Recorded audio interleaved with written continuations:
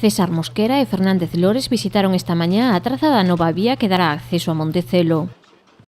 Esta obra está concibida como unha vía máis ben urbana, adaptada ao territorio e demais, que sirva de alternativa ao que hoxe está sucedendo.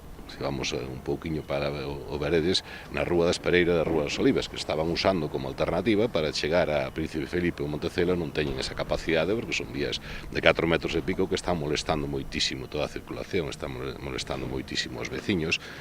A rolda leste, que terá unha longitude de 970 metros, iníciase na PO 542 á altura do Marco e finaliza nas proximidades do acceso actual ao complexo Príncipe Felipe e o hospital. Ten 2 carrís de 3,5 metros, beiravías de 1 metro, berma de 0,75, cunetas de 2 metros, e despois temos no lateral dereito, no sentido ascendente de Pecás, temos unha senda compartida con carril bici de 4 metros de ancho. O vicepresidente da Deputación celebrou que finalmente esta obra estea encamiñada. Esta é unha obra extremadamente demandada, tamén extremadamente demorada, non? Levou moitísimas voltas, que se iba primeiro a facer o Ministerio de Fomento, despois o Ministerio de Fomento renunciou, que se iban ser 4 carriles, que se iban ser 2, que se iba...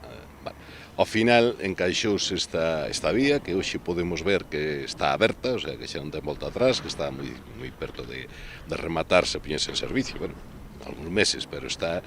É que sale unha vía amável.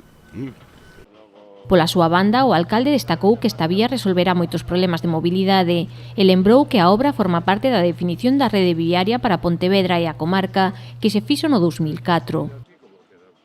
Eu quero resaltar que isto parte de unha reunión de iniciativa do Concello no ano 2002-2003, que se rematou no 2004, que foi deixar definido toda a rede viaria das distintas administracións que son necesarias para Pontevedra e para a súa comarca, non? Probablemente é a primeira, non? Da M4 que se vai a executar, pois queda a variante de Alba que nin hilo tempo e veremos se a facemos.